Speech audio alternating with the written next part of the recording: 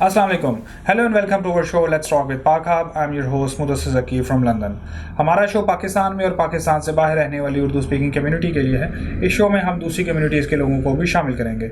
इस शो का मकसद ये है कि ओवरसीज़ पाकिस्तानियों को एक ऐसा प्लेटफॉर्म दिया जाए जिस पर वो अपने हम वतनों के साथ बातचीत कर सके और वो प्रोफेशनल्स जो पाकिस्तान में हैं या पाकिस्तान से बाहर हैं वो अपनी प्रोफेशनल जो एक्सपर्ट ओपिनियन है वो यहाँ पर शेयर कर सकें। इस प्रोग्राम का फॉर्मेट कुछ इस तरह से है कि पूरी दुनिया से जो लोग हमें ऑडियो वीडियो मैसेजेस भेज रहे हैं वो हम वक्तन फ़वक्तन इस प्लेटफॉर्म पर चलाते रहेंगे। इसके साथ साथ वो एक्सपर्ट्स जो हमारे पैनल पर हैं उनके एक्सपर्ट ओपिनियन भी आप तक पहुँचाते रहेंगे। जी नाज़रीन, अगर अभी तक आपने हमारा यूट्यूब का चैनल सब्सक्राइब नहीं किया तो अभी यूट्यूब पर जाएँ, लेट्स टॉक विद पाक हब को सर्च करें, हमारा चैनल सब्सक्राइब करें, बेल आइकन पर क्लिक करें ताकि आप तक हमारी जो मुफीद इन्फॉर्मेशन है वो पहुँचती रहे। जी नाज़रीन, ये शो भी हमारा पिछले शोज़ की तरह कोरोना वायरस के टॉपिक के ऊपर ही होगा और इस शो में भी हम आपसे कोरोना वायरस के बारे में ही बात करेंगे अपने एक्सपर्ट्स के साथ। तो प्रोग्राम शुरू करने से पहले मैं आपको एक अपडेट देता चलूँ कि इस वक्त 11 अप्रैल 2020 के जो डेट है इसके मुताबिक अभी तक पूरी दुनिया में तकरीबन 17 लाख से ज़ायद जो लोग हैं वो कोरोना वायरस की बीमारी में मुब्तला हो चुके हैं। तकरीबन जो हैं 1 लाख से ज़ायद जो हैं वो अमवात हो चुकी हैं और अच्छी खबर ये है कि 3,90,000 से ज़ायद जो पेशेंट्स हैं वो रिकवर होकर सेहतयाब होकर अपने घरों में जा चुके हैं। जी नाज़रीन, आज के पैनल में हमें ज्वाइन किया है जर्मनी से मार अहमद में, जो कि क्लिनिकल रिसर्च में एसोसिएट हैं, और इसके साथ साथ हमारे साथ हुबाई प्रोविंस चाइना से डॉक्टर शर्जील हैं जो भी हमारे साथ बात करेंगे। तो अमार अहमद और डॉक्टर शर्जील, आपका बहुत बहुत शुक्रिया प्रोग्राम ज्वाइन करने का। सबसे पहले मैं आपसे डॉक्टर शर्जील साहब आपसे मैं बात करूँगा कि आप अपना इंट्रोडक्शन हमारी ऑडियंस को करवा दें। वालेकुम सलाम। बेसिकली हम ना चीन में जो अभी आए थे अपनी ग्रेजुएशन के लिए आए थे ना, कि हमने 5 ईयर इधर स्टडी किया था, फिर 1 साल इंटर्नशिप की थी पाकिस्तान, तो अभी वापस आए थे अपनी ना ग्रेजुएशन के लिए। तो हमारी ग्रेजुएशन कंप्लीट हो गई थी लेट दिसंबर में ना। तो अभी हम चाइना में ही है। तो अभी हमारा जो प्रोविंस है वो वही है जिसमें ये एपिडेमिक हुआ था। तो we are very near to Wuhan, तो इसी सिलसिले में चाइना में। ओके, तो तकरीबन कितने साल से आप चाइना में हैं?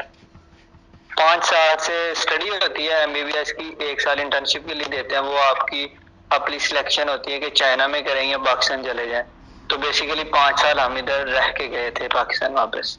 ओके, अब आप हमें थोड़ा सा जो सिचुएशन चल रही है कोरोना वायरस के हवाले से, चाइना पहला मुल्क था जहाँ पे ये पहला केस आया था, तो क्या बता सकते हैं कि पहला जो केसेस थे, पहले 10-20 केसेस आने के बाद क्या सिचुएशन थी, क्या रिस्पांस था गवर्नमेंट की तरफ से और हेल्थ इंस्टीट्यूट्स की तरफ से जो चाइना के थे, उनका कैसा रद्द-ए-अमल था? और इसके अलावा ये भी बताएं कि वो कौन सी इंस्ट्रक्शन थी जो पहले उन्होंने लोगों के लिए नॉर्मल की थी, जैसे कि WHO की तरफ से इंस्ट्रक्शन आई थी कि सोशल डिस्टेंसिंग करें या हाथ इस तरह धोएं 20 सेकंड के लिए, इस तरह।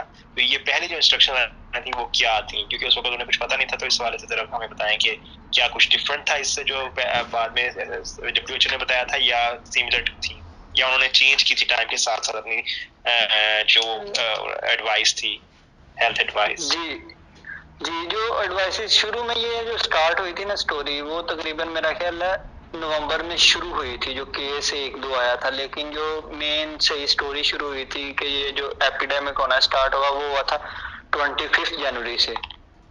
तो 26 को इन लोगों ने वुहान लॉकडाउन किया था, सारा ट्रेन बंद हो गई थी। वुहान इस प्रोविंस का कैपिटल है, तो इन लोगों ने टोटल ट्रेन बंद कर दी थी और बाय रोड सिर्फ पर्सनल कार आ सकती थी, वो भी 2 या 3 दिन आई है, उसके बाद वो भी बंद कर दी गई थी। तो बेसिकली इन लोगों ने शुरू में लॉकडाउन कर दिया था। लॉकडाउन करके तो इन लोगों ने आइसोलेट करना शुरू कर दिया था। बेसिस शुरू में ये कर रहे थे साइन एंड सिम्टम्स की बेसिस पे ना। तो साइन एंड सिम्टम की बेसिस पे ना तकरीबन 14 डेज तक यही था कि जिसको कफ हो या फीवर मेन था, क्योंकि फीवर वो था कि जब भी वायरस एंटर होता है तो आपकी बॉडी रिएक्शन में फीवर शो करती है। शुरू में फीवर ही था, तो फीवर की बेसिस पे सब कुछ जो भी था कर रहे थे। लेकिन फिर इसी तरह जब साथ वाले जो हुबई के ऊपर सिटीज थे, जिस तरह हमारा सिटी था, वो तकरीबन 1 वीक बाद जो था लॉक हुआ था। 1 वीक बाद हमारी ट्रेन बंद हुई थी। तो इसी तरह फिर इन लोगों ने ना बाकी सिटीज भी बंद की है। तो फिर जो पहला क्वारंटीन हुआ था 14 डेज का, उसके बाद इन लोगों ने फिर दोबारा क्वारंटीन किया था। तो फिर उसमें इन लोगों ने अपना क्राइटेरिया जो था ना पेशेंट के लिए वो चेंज किया था, जिसमें ये नमूनिया के ऊपर ला के इन्होंने एक्सरे की और बाकी जो साइन एंड सिम्टम्स आ रहे थे उसकी बेसिस पे ना एक दफा ही काफी ज्यादा जो मरीज थे ना आइसोलेट कर दिए थे कम्युनिटी से कि ज्यादा ना ये एपिडेमिक और ज्यादा ना हो, जिसकी वजह से शुरू में इन लोगों ने इनिशियली काफी ज्यादा फाइट की थी, जिसकी वजह से ये इतनी जल्दी रिकवर कर गए।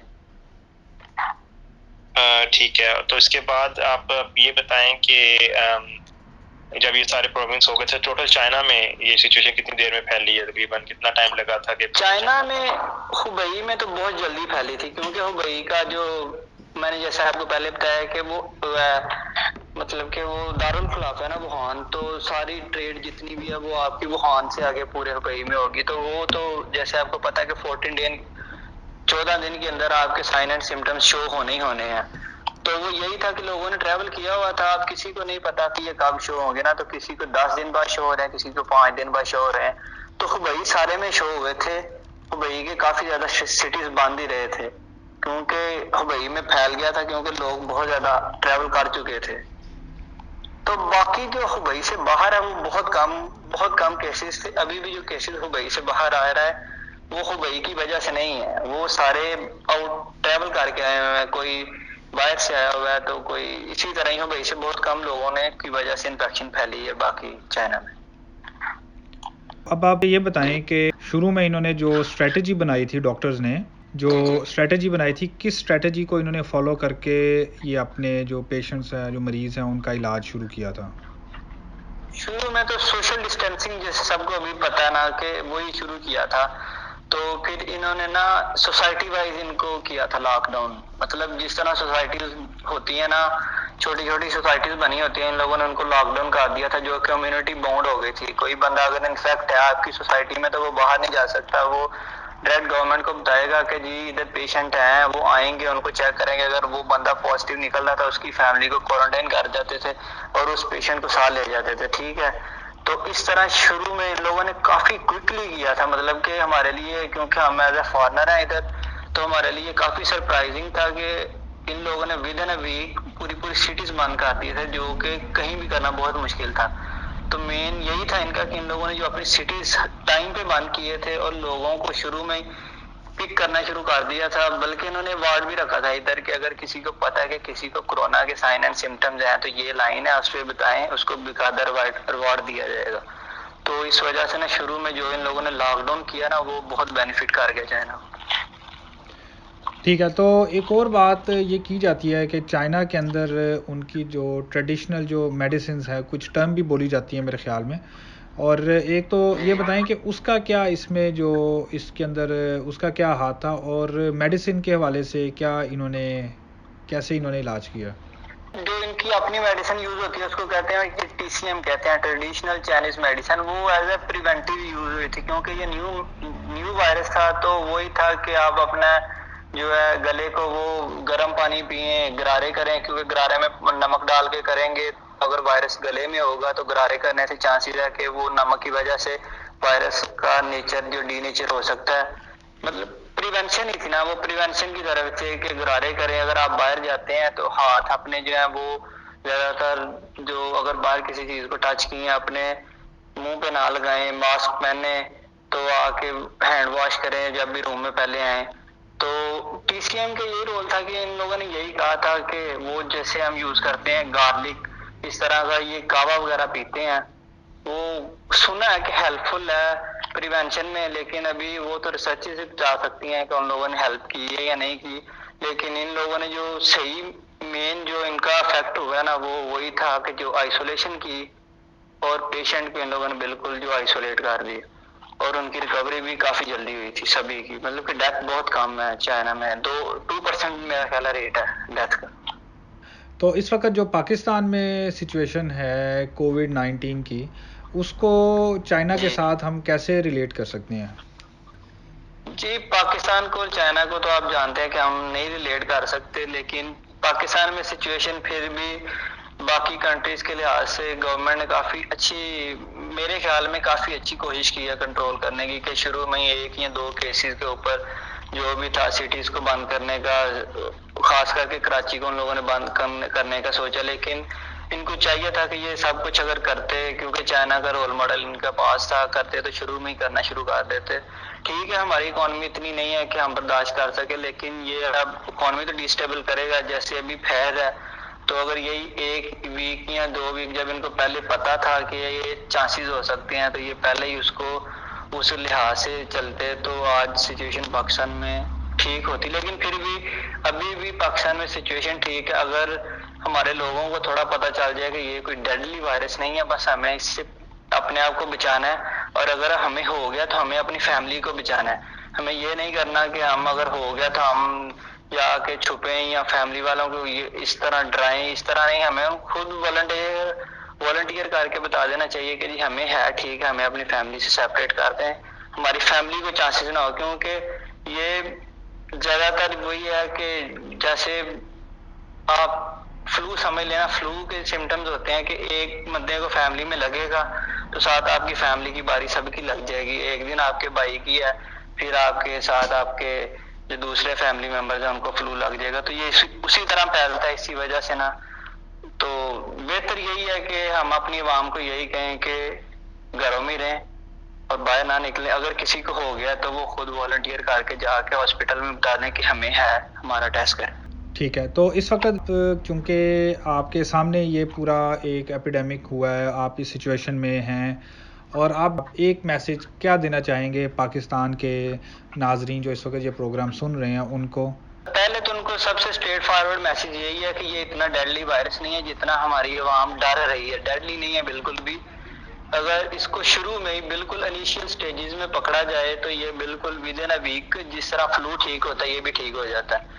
मसला उसी वक्त होता है जब ये लंग्स में जाता है, या कोई और आदमी है जिसको साथ एक रिलेटिव डिजीज चल रही है, तो फिर उसके लिए मुश्किल हो जाती है क्योंकि उसका इम्यून सिस्टम पहले ही उस डिजीज के साथ बिजी है। तो जब न्यू वायरस जाता है तो फिर इम्यून सिस्टम उसको कोऑपरेट नहीं कर सकता उसके साथ। लेकिन जो हेल्दी पर्सन है जिसकी इम्यूनिटी बिल्कुल ठीक ठाक है, तो उसके लिए कोई इतना मसला नहीं है, क्योंकि रिकवरी रेट इसका 98% है जो यंग पीपल है। तो इतना डेडली नहीं है, डरने की जरूरत नहीं है, बस एहतियात जितनी भी हो वो अच्छी है। ये आपने बताया कि ये डेडली नहीं है और 98% का होता है, लेकिन इसके बारे में एक और चीज जो सुनने में आ रही है कि क्या, क्योंकि एपिडेमिक जो होती है, पेंडेमिक जो भी होती है, ये बार दोबारा से वापस आती हैं 10 साल बाद, 8 साल बाद, 10 साल बाद, बिकॉज मे बी वो वायरस अपने आप इम्प्रूव कर जाए, कोई नया म्यूटेट हो जाता है तो म्यूटेट हो जाता है। तो उसके बारे में क्या कहेंगे कि क्या चाइना इसके लिए प्रिपेयर है? क्या उनकी तरफ से कोई ऐसी कोई साइंटिफिक रिसर्च चल रही है, हो रही है, जो कि इसके बारे में काम करे? बिकॉज अभी उन्होंने लॉकडाउन खत्म किया है लेकिन दोबारा नॉर्मल लाइफ में आ रहे हैं, लेकिन क्या कितने % चांसेस हैं कि वो दोबारा आ जाए? कितने हद तक गवर्नमेंट जो है इस वक्त मेजर्स ले रही है, प्रोटेक्शन मेजर्स अभी काफी ज्यादा चाइना में। लेकिन ये मैं आपको बता दूं कि सिटीज खुल गए हैं। 8th को वुहान का स्टेशन और वुहान के लिए उन लोगों ने खोल देना है और वो खुल गया होगा तकरीबन। अब लोग निकल सकते हैं लेकिन टाइम लिमिट कर दिया। टाइम लिमिट इस तरह है कि अब जो चीजें रात को 12 बजे बंद होती थी वो 6 बजे बंद हो रही हैं। चाइना टोटल इस टाइम फुल चाइना जो है ना वो वर्किंग में है। चाइना खुल गया, वुहान भी खुल गया, तो चाइना में लाइफ जो है वो नॉर्मल हो गई है बिल्कुल ना अभी इस टाइम पे। यहाँ पे वही है कि प्रिवेंटिव मेजर्स बहुत ज्यादा। आप यहाँ तक कि खाने वाली किसी भी चीज पे जाएंगे तो वो आपको पहले आपके हाथों को सैनिटाइज करेंगे। वो आपको उन लोगों ने साथ खाने वाले टेबल, मतलब कि अपने जो गेट्स है ना उनके ऊपर टेबल रखा हुआ है जिसके ऊपर उन्होंने सैनिटाइजर रखा हुआ है। अपने हाथ दें, डाइन इन नहीं है, आप बैठ के नहीं खा सकते, आप उधर से ऑर्डर करेंगे, अपना खाना पकड़ेंगे, अपने रूम में जाके खाएंगे। तो चाइना में भी लाइफ अपनी जो है ना वो नॉर्मल आ रही है। नॉर्मली कहा जाता है कि एशियन कंट्रीज में, या हमारे जैसे पाकिस्तान हो गया, चाइना हो गया, चाइना फिर भी हमसे बहुत बेहतर है, लेकिन जो थर्ड वर्ल्ड कंट्रीज हैं उनके अंदर एक कहते हैं कि हमें इम्यूनिटी ज़्यादा है, बिकॉज हम लोग पहले ही इन चीज़ों से घिरे हुए हैं, ज़्यादा सफाई का ख्याल नहीं है। तो क्या ये चीज़ चाइना में इस तरह देखी गई है, या चाइना में इसके हवाले से क्या इकदाम किए गए हैं कि क्या कुछ किसी ऑफिशियल ने ऐसा कहा है कि इसकी वजह से आपकी इम्यूनिटी क्या कहते हैं, क्योंकि हमारी पहले बेहतर है तो हमें इतनी टेंशन लेने की जरूरत नहीं है, क्योंकि पाकिस्तान में सही सोच आ रही है कि नहीं ये वही ना, ये हमारे वही बातें बहुत ज्यादा हो जाती है ना। हमारे घर से कोई बाहर निकलती है तो वो कहीं चली जाती है, कहीं से निकलती है कहीं चली। इम्यूनिटी का इसमें रोल है, लेकिन इम्यूनिटी किसी की भी हो सकती है। आप देखें ना, पूरे यूरोप में गया तो उनकी इसका मतलब है इम्यूनिटी लो थी। वायरस तो नहीं ना देखेगा कि बंदा पाकिस्तान से है या बंदा यूके से है या बंदा जर्मनी से है। वायरस ने तो जब एंटर हो जाना है, अगर आपके अपने इम्यून सिस्टम ने उसको कर लिया कवर तो ठीक है, अगर ना किया तो वो इनिशियल से माइल्ड में जाएगी, माइल्ड से मॉडरेट में जाएगी और फिर सीवियर में जाएगी। सीवियर में जाते जाते भी 14 से 15 दिन लग जाते हैं, ये नहीं है कि आते ही सीवियर में चला जाता है, टाइम लेके सीवियर में जाता है। तो इसलिए अगर इनिशियल स्टेजेस में पकड़ा जाए तो रिकवरीज बहुत ज्यादा हो रही है।